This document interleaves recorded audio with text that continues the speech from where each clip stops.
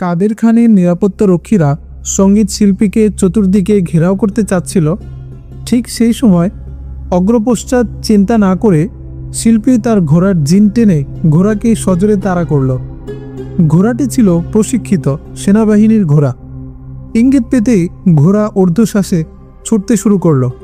তাদের সন্দেহভাজন এক শিকারীকে পালাতে দেখে কাদের খান তার নিরাপত্তা রক্ষীদের বলল, ওকে পাকড়াও করো।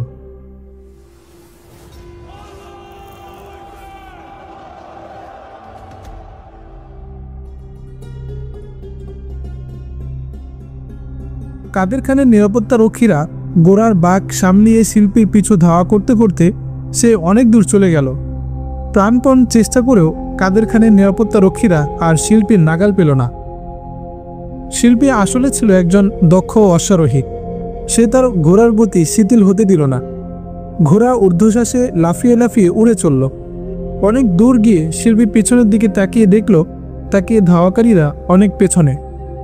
ধাওয়াকারীরা এক পর্যায়ে হতাশ হয়ে পিছু ধাওয়া ত্যাগ করে ফিরে যেতে শুরু করল। দিনের শেষ প্রহরে আবুল মনসুর খবর পেলেন যে কাদের খান সকালে তার দলবল সহ বিদায় নিয়েছিল। সে একটি হরিণ শিকার করে আবার ফেরত এসেছেন।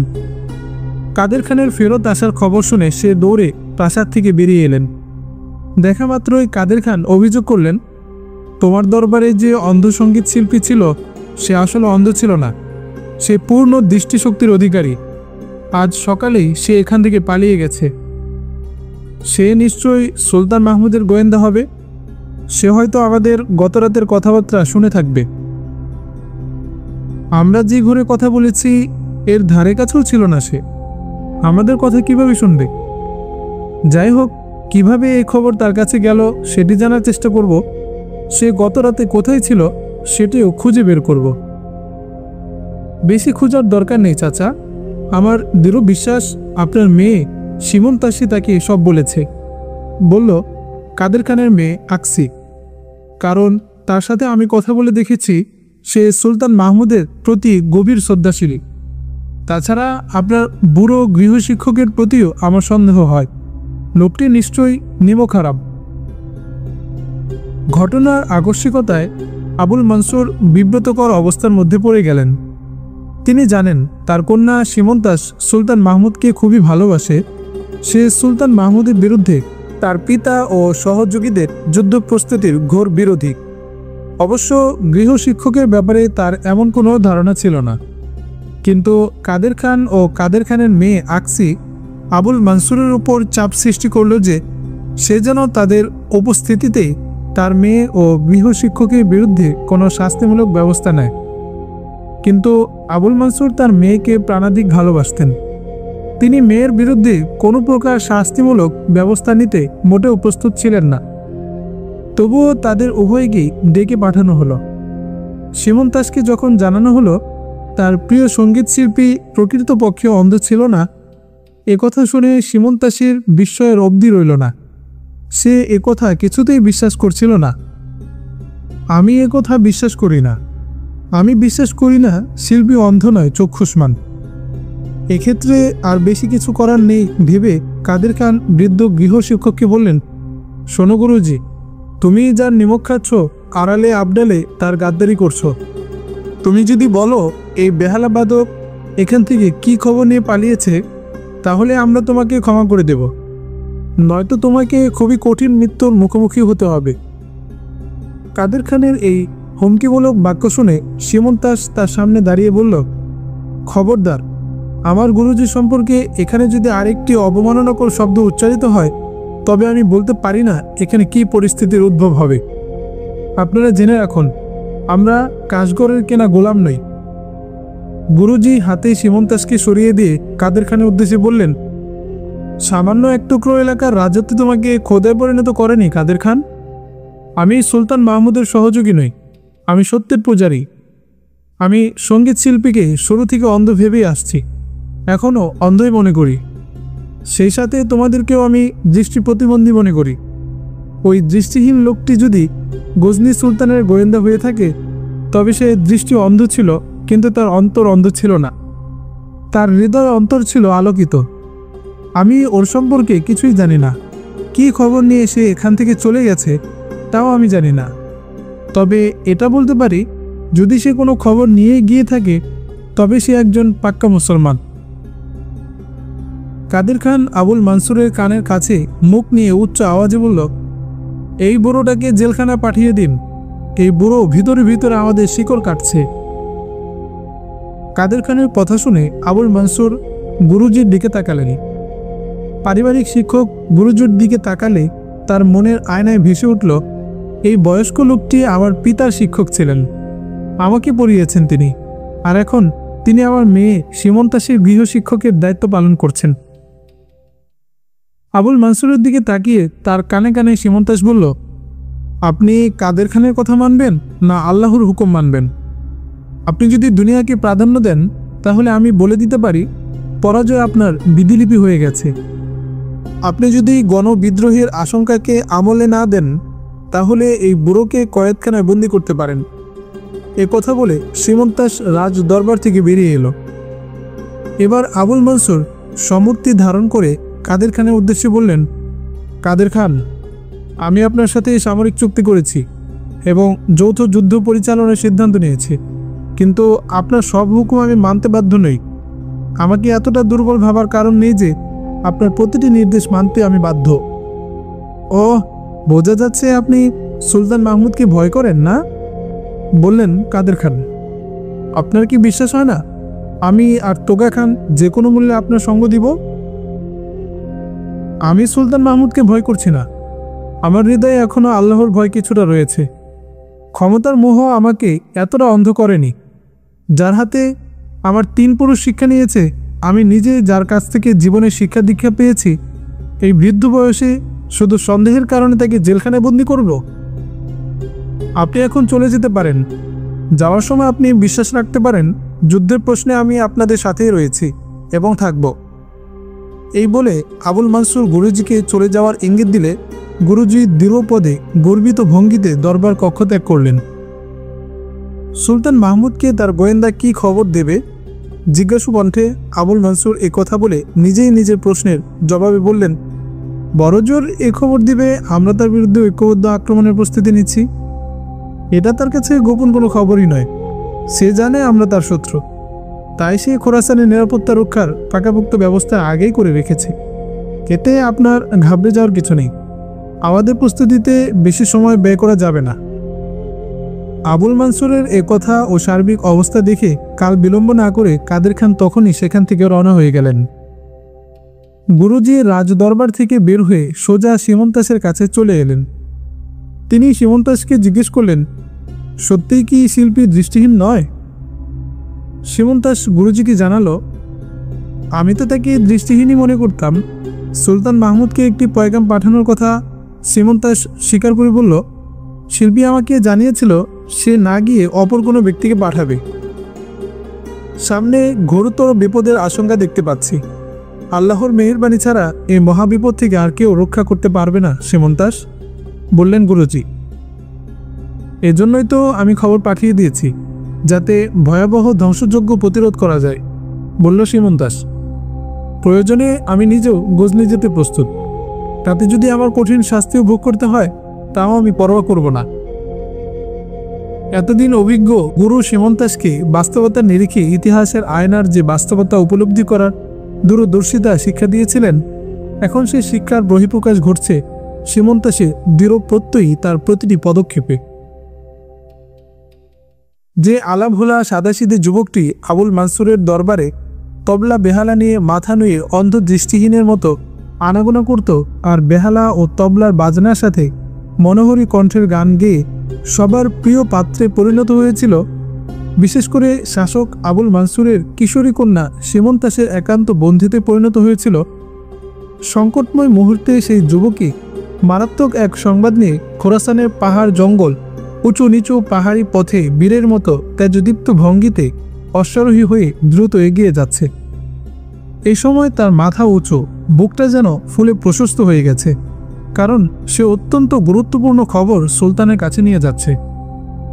মাঝে মাঝে সে তার ঘোড়াটিকে বিশ্রাম দিচ্ছিল এবং পানি ঘাস খাইয়ে নিচ্ছিল। ঘোড়ায় সাওয়ার হয়ে মনের আনন্দে এমন মনোহারী কণ্ঠে গান গাইত, তার ঘোড়াটিও গানের সুরে মুগ্ধ হয়ে আরও দ্রুত দৌড়াত, কারণ তার আর পাকড়াও হওয়ার আশঙ্কা নেই। সে গজনির সীমানায় প্রবেশ করেছে, অবশ্য গজনি তখনও বহুদূর। গজনির সীমানায় পৌঁছে শিল্পী প্রতিটি সেনা চৌকিতে ঘোড়া বদল করে নিচ্ছিল, কিন্তু নিজের বিশ্রামের প্রতি তার কোনো খেয়াল ছিল না। কখন সে গজনি পৌঁছাবে সেটিই ছিল তার একমাত্র লক্ষ্য। দিনরাত এক নাগারে ঘোড়া হাঁকিয়ে সে গজনির দিকে এগোচ্ছিল।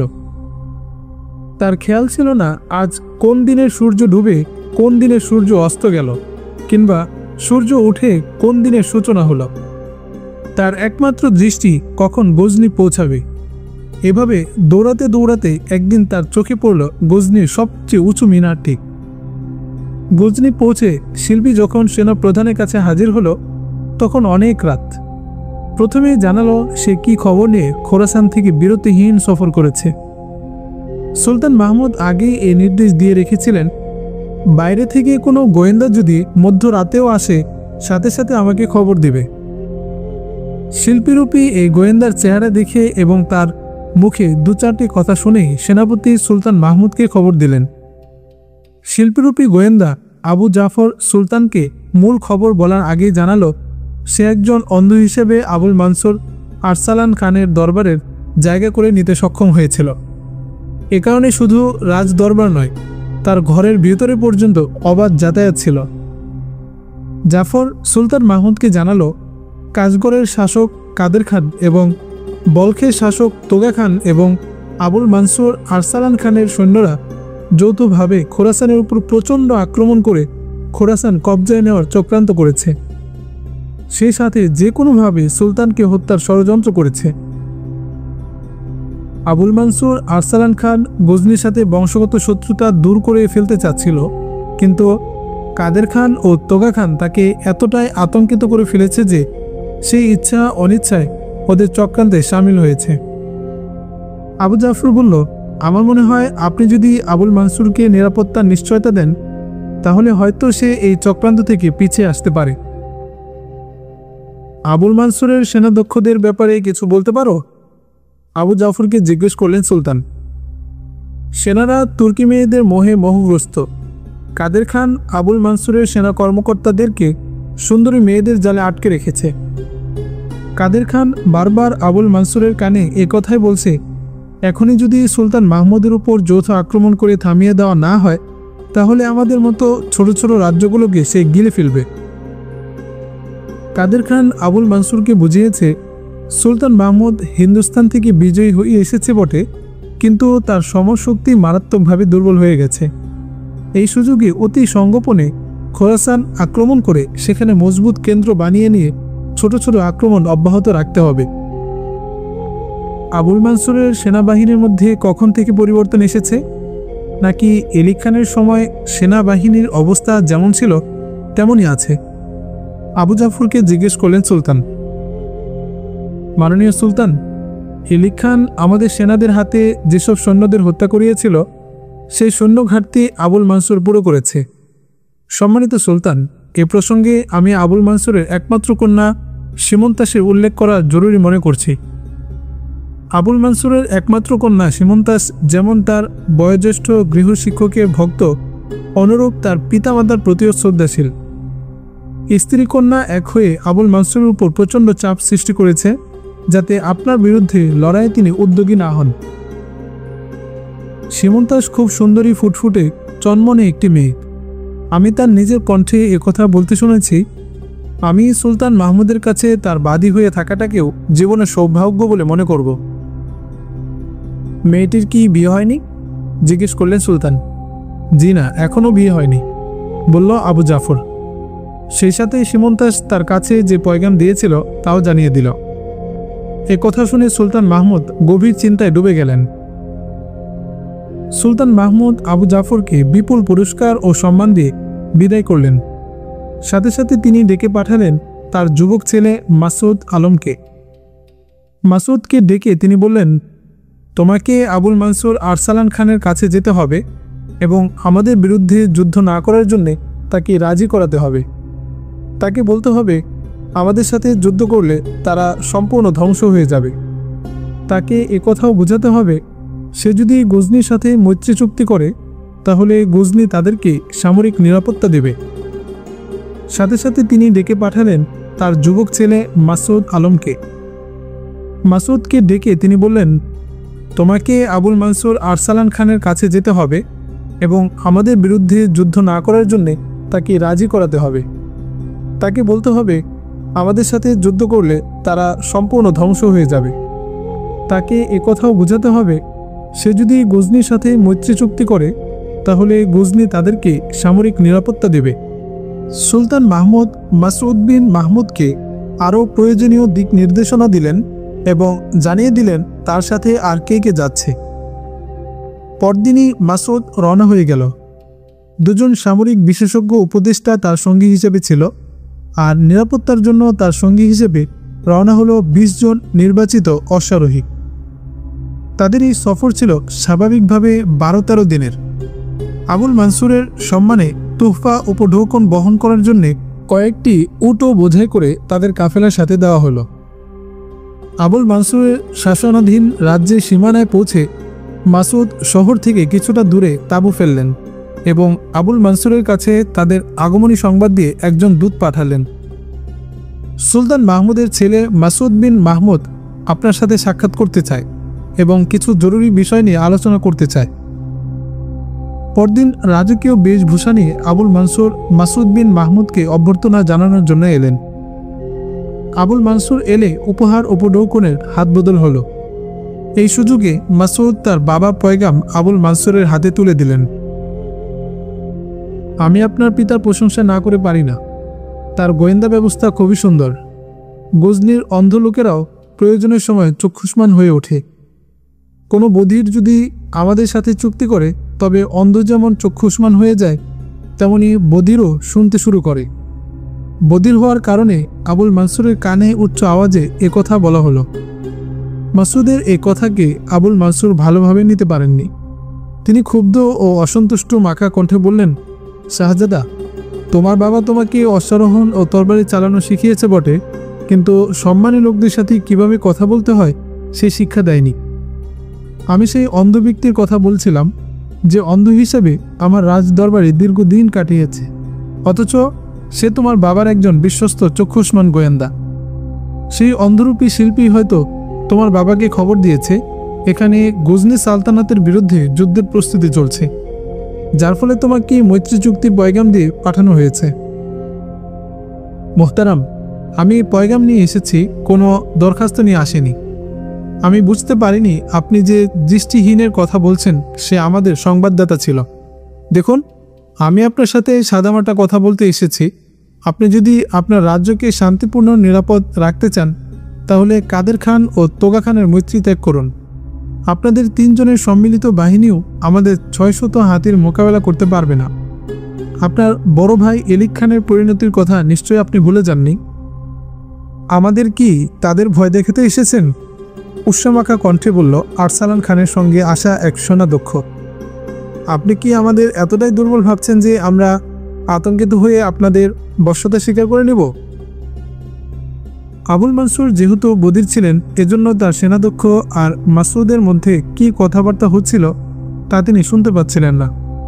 তিনি উভয়কেই বড় বড় চোখ করে দেখছিল আর তার সঙ্গীদের অনুরোধ করছিলেন এরা কি কথা বলছে তা তার কানে বলার জন্য। এক পর্যায়ে উচ্চ আওয়াজে আবুল মানসুর তার সেনাপতিকে বললেন, তোমরা কি কথাবার্তা বলছো, আমাকেও শোনাও। গজনি প্রতিনিধি বলছে, আপনি যদি কাশগড় ও বলখের সাথে বন্ধুত্ব ত্যাগ না করেন তাহলে তারা আমাদের উপর আক্রমণ করে সবকিছু ধ্বংস করে দেবে।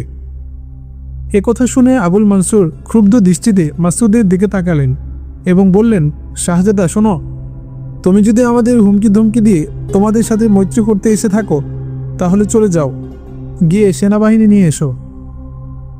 একথা শুনে মাসুদ আবুল মানসুরের কানে মুখ লাগিয়ে উচ্চ আওয়াজে বলল, যে রাজ্যের শাসক বধির আর তার সেনাপতি মিথ্যাবাদী হয় আর সেই রাজ্যের প্রজাদের দুর্ভাগ্যের সীমা থাকে না। সম্মানিত আমির, আপনার সেনাপতি আপনাকে মিথ্যা কথা বলছে, আমি একথা বলিনি। সেনাপতিরা যদি এভাবে আপনার শাসন কাজে হস্তক্ষেপ করতে থাকে তাহলে তো আপনার রাজ্যের অবস্থা খারাপ হতে বাধ্য। এভাবে আপনার রাজত্ব বেশি দিন টিকে থাকবে না। মাসুদ উচ্চ আওয়াজে কিছুক্ষণ কথা বলার পর আবুল মানসুরকে অনেকটা আশ্বস্ত করতে সক্ষম হলো যে সে কোনো শক্তি বা ক্ষমতা দেখাতে আসেনি, সত্যিকার অর্থেই তার সাথে মৈত্রী ও বন্ধুত্বপূর্ণ সম্পর্ক স্থাপনের জন্যই এসেছে। এক পর্যায়ে আবুল মানসুর মাসুদকে বললেন, ঠিক আছে, যেহেতু তুমি একটি গুরুত্বপূর্ণ পয়গাম নিয়ে এসেছ, এ নিয়ে আমরা একটু চিন্তা করি, আর তুমি কদিন মেহমান হিসাবে আমাদের এখানে থাকো। আমরা তোমাকে রাজকীয় মেহমানদারির ব্যবস্থা করব, তুমি ইচ্ছে করলে স্বীকারও করতে পারো। আবুল মানসুরের সাথে মাসুদ বিন মাহমুদের কথাবার্তা শেষ হলো। আবুল মানসুর তার প্রাসাদে চলে যাওয়ার কিছুক্ষণ পরই শাহী লোকজন রান্নাবান্না ও থাকা খাওয়ার রাজকীয় সাজ সরঞ্জাম নিয়ে মাসুদের তাঁবুতে উপস্থিত হলো। রাজ কর্মচারীরা এসে নতুন করে মেহমানের জন্য বিশাল এক শাহী তাঁবু তৈরি করল এবং রাজকীয় বাবুর্চির উন্নত মানের খাবার দাবারের ব্যবস্থা করল। একদিন পায়চারি করতে করতে মাসুদ তাঁবু থেকে কিছুটা দূরে চলে এলে একজন রাজ কর্মচারী পায়ে পায়ে এগিয়ে এসে মাসুদকে সালাম দিয়ে বিনয়ের সাথে বলল, সম্মানিত শাহজাদা, আপনাকে আমি একটি গোপন কথা বলতে এসেছি। আগামীকাল আপনি শাহী মহলের সংরক্ষিত বনে শিকারের জন্য যাবেন। সেখানে শাহজাদি আবুল মানসুর আপনার সাথে সাক্ষাতের জন্য অপেক্ষা করবেন। আমাকে কি বনের মধ্যে হত্যা করা হবে না তাঁবুতে হত্যা করা হবে, এ কথাটা পরিষ্কার বলে দিলেই হয়। মোহতারাম শাহজাদা, এমনটি কেন ভাবছেন? আপনার দেহরক্ষীরা তো আপনার সাথেই থাকবে, এখানে আপনাকে হত্যা করার দুঃসাহস কারণে। দৃষ্টিহীনতার কৌশলী অভিনেতা গোয়েন্দা আবু জাফর সুলতানকে বলেছিল, আবুল মানসুরের একমাত্র কন্যা সীমন্তাস তার বাবার কার্যক্রমের বিরোধী। সুলতান মাহমুদ মাসুদকে বিদায় করার আগে এ কথাটি বলে দিতে ভুল করেননি। সুলতান বলেছিলেন, আবুল মানসুরের যুবতী কন্যা সীমন্তাস গজনি সালতানাতের অত্যন্ত হিতাকাঙ্ক্ষী এক নারী। সে তার পিতার কর্মকাণ্ডের ঘোরতর বিরোধী, কিন্তু একজন শাহজাদি পিতার বিরুদ্ধে গিয়ে কিছুই করতে পারে না। শাসনকার্যে সেনাবাহিনীর কর্তা ব্যক্তিদের ওপর শাহজাদির কোনো প্রভাব খাটে না। সুলতানের এই ধারণার কারণে মাসুদ সীমন্তাসকে তেমন গুরুত্ব দেননি। আবুল মানসুরের এক কর্মচারী যখন মাসুদকে জানালো তাদের সংরক্ষিত বনে শাহজাদি তার সাথে সাক্ষাৎ করতে আসবে, এটিকে তিনি কোনো চক্রান্ত কিংবা সংশয়ের দৃষ্টিতে দেখেননি। পরদিন সকালের নাস্তার পর বেলা যখন অনেকটা উপরে উঠে গেল, তখন শাহজাদা মাসুদ ৫-৬ জন নিরাপত্তারক্ষী সাথে নিয়ে শিকারের উদ্দেশ্যে বের হলেন। অন্যান্য নিরাপত্তারক্ষী ও উপদেষ্টাদের তিনি সাথে নেননি। তার নিরাপত্তারক্ষীদেরকে তিনি তার চতুর্দিকে এভাবে ছড়িয়ে দিলেন যাতে কেউ তার উপর মরণাঘাত না করতে পারে। মাসুদ বিন মাহমুদ ঘোড়ার উপর সওয়ার হয়ে ধনুকে তীর ভরে চতুর্দিকে সতর্ক দৃষ্টি রেখে বনের ভিতরের দিকে অগ্রসর হতে লাগলেন। মাসুদ যতই বনের ভিতরে প্রবেশ করলেন, বন ততই ঘন এবং সবুজ লতা গুল্ম ভরা উঁচু নিচু টিলা ঝোপঝাড় দেখতে পেলেন। তিনি এভাবে অগ্রসর হতে লাগলেন যে তার চতুর্পাশে তার দেহরক্ষীদের ঘোড়ার পায়ের আওয়াজ তিনি শুনতে পাচ্ছিলেন। চলতে চলতে তিনি এমন একটি জায়গায় এলেন, জায়গাটি একটি সমতল ভূমি, অনতি দূরে উঁচু একটি টিলা। সমতল জায়গাটিতে মনোমুগ্ধকর লতানো ফুল গাছ বড় বড় গাছগুলোকে জড়িয়ে রেখেছে। সেখানে একটি খোলা জায়গায় মাসুদ একটি মেয়েকে দাঁড়ানো দেখতে পেলেন। মেয়েটির পাশে একটি ঘোড়া দাঁড়ানো। একটি একহারা ছোট গাছে ঘোড়াটিকে বেঁধে রাখা হয়েছে। মেয়েটির কাঁধে ধনুক ঝোলানো, কোমরের বন্ধনীতে তরবারি আটকানো। এমন মনোহর প্রাকৃতিক সৌন্দর্যের সাথে সুন্দরী মেয়েটিকে অসম্ভব সুন্দর লাগছে। প্রকৃতির রূপ আর তরুণীর রূপ লাবণ্যে যেন একাকার হয়ে গেছে। মনে হচ্ছে তরুণীটি যেন এই বনের সৌন্দর্যেরই অংশ।